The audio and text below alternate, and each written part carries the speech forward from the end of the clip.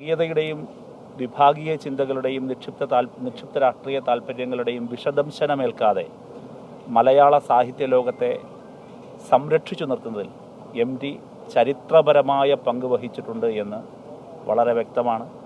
പിൽക്കാലത്ത് ആധുനിക കാലത്തെ നമ്മുടെ രാജ്യത്തെ രാഷ്ട്രീയ സാംസ്കാരിക മണ്ഡലങ്ങളുണ്ടാകുന്ന പലതരത്തിലുള്ള മാറ്റങ്ങൾ, എഴുത്തുകാരൻ്റെ രാഷ്ട്രീയം, എഴുത്തുകാരൻ്റെ പക്ഷം, സുധീരമായ എഴുത്തുകാരൻ്റെ നിലപാട് പറച്ചിലുകൾ, ഇതിൻ്റെ എല്ലാം തന്നെ പലതരത്തിലുള്ള വിലക്കുകൾ അല്ലെങ്കിൽ ബോധപൂർവമായ ഒഴിഞ്ഞുമാറ്റമെല്ലാം ഉണ്ടാകുന്നൊരു സന്ദർഭത്തിൽ പിൽക്കാല ചരിത്രം MTയെ വിലയിരുത്തുന്നതിൽ ഒരു പ്രധാനപ്പെട്ട ഘടകമായി എനിക്ക് തോന്നുന്നത്, വലിയ കുത്തൊഴുക്ക് വരുമ്പോഴും അത്തരത്തിൽ വർഗീയതയുടെ വിഷദംശമേൽക്കാതെ, വിഭാഗീയതയുടെ വിഷദംശമേൽക്കാതെ നമ്മുടെ ബഹുസ്വരതയെ ഉയർത്തിപ്പിടിക്കാൻ, കമ്മ്യൂണൽ ഹാർമണിയെ ഉയർത്തിപ്പിടിക്കാൻ, സർവോപരി പുരോഗമന കേരളത്തിൻ്റെ സാംസ്കാരിക മണ്ഡലത്തിൽ വർഗീയതയുടെ വിഷദംശനമേൽക്കാതെ കാത്തുസൂക്ഷിക്കുന്നതിൽ MT വഹിച്ചത് ചരിത്രപരമായ പങ്കാണ് എന്നത് കാലം അദ്ദേഹത്തിൻ്റെ പേരിനു ചുവടെ ചേർത്ത് വയ്ക്കും, എഴുതി വെക്കും എന്നാണ് എൻ്റെ അഭിപ്രായം. M. മുകുന്ദൻ ഇപ്പോൾ MTക്ക് അന്തിമോപചാരം അർപ്പിച്ച് അവിടെ നിന്ന് മടങ്ങിയിട്ടുണ്ട്. മലയാളത്തിൻ്റെ ആധുനികതയുമായി ബന്ധപ്പെടുത്തിയാണ് നമ്മൾ M. മുകുന്ദൻ്റെ പേര് പറയുന്നത്. MT ആകട്ടെ ഒരുപക്ഷെ ഭാഷയിൽ കാൽപ്പനികത, അതിനപ്പുറമുള്ള ജീവിത ദർശനങ്ങൾ എഴുത്തിൽ കാത്തുസൂക്ഷിച്ച വ്യക്തിയാണ് MT. അങ്ങനെ ആധുനികതയുടെ കഥാകാരൻ അദ്ദേഹം ഇപ്പോൾ MTക്ക് അന്തിമോപചാരം അർപ്പിച്ച് അവിടെ നിന്ന് മടങ്ങുകയാണ്. M. മുകുന്ദൻ അവിടെ നിന്ന് മടങ്ങുകയാണ്. ഹാഷ്മി താജ് ഇബ്രാഹിം തുടരുന്നുണ്ട്. ഹാഷ്മി, അങ്ങനെ സാമൂഹിക സാംസ്കാരിക രംഗത്തെ പ്രമുഖർ, രാഷ്ട്രീയ കേരളത്തിൻ്റെ പരിച്ഛേദം അവിടേക്ക് ഇപ്പോൾ എത്തിക്കൊണ്ടിരിക്കുകയാണല്ലോ ഹാഷ്മി.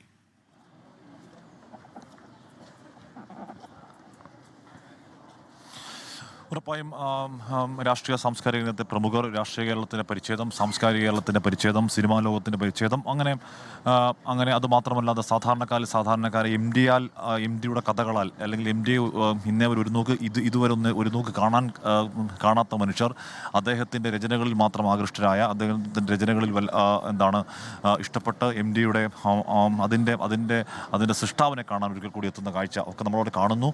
ഒരുപാട് പേർ വിതുമ്പുന്നുണ്ട്, ഒരുപാട് പേർ കരയുന്നുണ്ട്. നമ്മൾ കാണുന്നു ഇവിടെ കുറേ അധികം മുഖ്യമന്ത്രി പിണറായി വിജയൻ വന്നു പോയപ്പോൾ മുതൽ തുടങ്ങിയതാണ് ഒരൊറ്റ വരിയായിട്ടുള്ള ഒരു MT ഒരു നോക്ക് കാണാൻ വേണ്ടിയുള്ള ക്യൂ. ആ ക്യൂ അങ്ങനെ നീണ്ടു പോവുകയാണ്. ആ ക്യൂ ഇവിടെ നിൽക്കുന്നില്ല. അത് MTയെ പോയി കണ്ട് അതിനകത്ത് MT ഒരു നോക്ക് കണ്ട് പെട്ടെന്ന് ഇറങ്ങാനുള്ള ക്രമീകരണമൊക്കെ അവിടെ ഒരുക്കിയിട്ടുണ്ട്. അതങ്ങനെ തന്നെ മുന്നോട്ടേക്ക് പോവുകയും ചെയ്യുന്നു. പക്ഷേ പിന്നെയും MT ഒരു നോക്ക് കാണാൻ നാടിൻ്റെ നാനാഭാഗത്ത് ആളുകൾ ഇങ്ങോട്ടേക്ക് ഒഴുകിയെത്തുകയാണ് ഉന്മേഷം ഉറപ്പായും പറയാം. അതങ്ങനെ കഴിയുകയുള്ളൂ. നമുക്ക് നമ്മുടെ ഒരേ ഒരു MT ആണ്. MTക്ക് തുല്യം, നേരത്തെ KP രാമനോട് പറയുന്ന പോലെ MTക്ക് തുല്യം മറ്റൊരാളില്ല എന്ന് നമ്മൾ വെറുതെ പറയുന്നതല്ല. അതങ്ങനെ തന്നെയാണ്. MT റീപ്ലേസ് ചെയ്യാൻ കഴിയാത്ത, അല്ലെങ്കിൽ പകരം വയ്ക്കാൻ കഴിയാത്ത ഒരു മഹാവ്യക്തിത്വത്തിനുടമയാണ്. അപ്പോൾ സ്വാഭാവികമായും നമ്മുടെ കാലത്തെ ഒരു വിസ്മയമാണ്, നമ്മുടെ കാലത്തെ ഒരു വിസ്മയങ്ങളുടെ മഹാസമുദ്രമാണ് ഒരു നോക്ക് കാണുക എന്നുള്ളത്. ആരും ആഗ്രഹിക്കുന്നതും ആരും കൊതിക്കുന്നതുമായ കാര്യമാണ്. അതുകൊണ്ട് തന്നെയാവണം മലയാളത്തിൻ്റെ പ്രിയപ്പെട്ട MT അദ്ദേഹം അവസാന യാത്രയ്ക്ക് വേണ്ടി സിത്താരയിൽ നിന്ന് പുറത്തേക്ക് മാവൂർ റോഡ് ശ്മശാനത്തിലേക്ക് 4 മണിയാകുമ്പോഴേക്ക് എടുക്കും എന്നുള്ളതാണ് അറിയാൻ കഴിയുന്നത്. അതിനു മുമ്പ് ഒരു നോക്ക് കാണാൻ വിവിധ സംഘടനകൾ, രാഷ്ട്രീയ പാർട്ടി പ്രതിനിധികളല്ലാത്തവർ, സാധാരണക്കാർ, ചെറുപ്പക്കാർ, യുവാക്കൾ ഒക്കെ ഇങ്ങോട്ടേക്ക് എത്തുകയാണ്. അങ്ങനെ ഒരുപാട് പേർ ഇങ്ങോട്ടേക്ക് ഒഴുകിയെത്തുന്നു. അപ്പോൾ ഈ ഒരു നോക്ക് കാണാൻ വേണ്ടി എത്തുമ്പോഴേക്കും എങ്ങനെയാണ് ഈ സമയക്രമം പാലിക്കാൻ കഴിയുക എന്ന കാര്യം സംശയമുണ്ട്. ഈ 4 മണി എന്ന് പറയുന്നതിൽ നിന്ന് നീണ്ടുപോകും. അങ്ങനെ നീളാതിരിക്കാൻ പരമാവധി വേഗതയിൽ കാര്യങ്ങൾ പൂർത്തിയാക്കാനാണ് MT വാസുദേവനാരുടെ ബന്ധുക്കളുടെ മകളുടെ അടക്കം ആലോചന. അതിന് പ്രകാരം 4 മണി എന്നുള്ളത് ഒരുപക്ഷെ 3:45 കൂടി തന്നെ ഇവിടുന്ന് മാവൂർ റോഡ് ശ്മശാനത്തിലേക്ക് കൊണ്ടുപോകാനുള്ള ആലോചനകൾ തുടങ്ങിയിട്ടുണ്ട്. പക്ഷേ ഇങ്ങനെ ആളുകൾ വരുമ്പോൾ ഇവിടെ ഈ പറയുന്ന ചെറിയ പാതയാണ്, കൊട്ടാരം റോഡാണ്. കൊട്ടാരം റോഡ് എന്ന് പറയുന്നത് ചെറിയൊരു നടപ്പാതയാണ്, ഒരുപാട് ദൂരമില്ല. ആ കൊട്ടാരം റോഡിൻ്റെ അങ്ങേയറ്റത്തെ റോഡിലേക്ക് 100 മനുഷ്യർ ഇങ്ങോട്ടേക്ക് പിന്നെയും എത്തുകയാണ് ഉന്മേഷ്. അപ്പോൾ പിന്നെ എങ്ങനെയാണ് ഈ പറയുന്ന 4 മണി എന്ന സമയം ഒരുപാട് ആളുകൾ MTയെ, അവരുടെ പ്രിയപ്പെട്ട എഴുത്തുകാരനെ, അവരുടെ പ്രിയപ്പെട്ട കഥാപാത്രങ്ങളുടെ സൃഷ്ടാവിനെ ഒരു നോക്ക് കാണാൻ, ജീവിക്കുന്ന കഥാപാത്രങ്ങളുടെ സൃഷ്ടാവിനെ ഒരു നോക്ക് കാണാൻ എത്തുമ്പോൾ എങ്ങനെയാണ് അവർക്കൊരു നോക്ക് കാണാൻ അവസരം കൊടുക്കാതെ എടുക്കുക എന്നൊരു ധാർമ്മിക പ്രശ്നം അവിടെ ഉണ്ട്. അതിനെ ഏത് രീതിയിൽ പരിഹരിക്കുമെന്നറിയില്ല. പക്ഷേ MT വാസുദേവൻ ക്രിസ്റ്റൽ ക്ലിയറായി തന്നെ പറഞ്ഞതാണ്, ഞാൻ മൗനിയാണ് എന്ന് നിങ്ങൾ പറഞ്ഞാൽ അത് ശരിയാണ്, മൗനിയാണ്. പക്ഷേ ഞാൻ വാചാലമാവുക എൻ്റെ തൂലികയിൽ കൂടിയാണ് തൂലികയാണ് എൻ്റെ തൂലിക.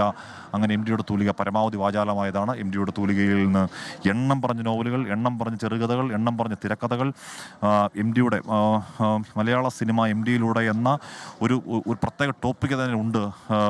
ഉന്മേഷ് മണിക്കൂറുകൾ സംസാരിക്കാൻ അതിൽ ഈ പറഞ്ഞ വടക്കൻ വീരഗാഥയും ഈ പറഞ്ഞ നിർമാല്യമടക്കമുള്ള മലയാള സിനിമയുടെ നാഴികക്കല്ലുകൾ എന്ന് വിളിക്കാവുന്ന എണ്ണം പറഞ്ഞൊരു 50 സിനിമകൾ എടുത്താൽ അതിൽ 50ലും എം ഡിയുടെ കയ്യൊപ്പ് അതിലുണ്ട്. നേരത്തെ ഹരിഹരൻ എം ഡിയെ കാണാൻ വേണ്ടി വന്നിരുന്നു.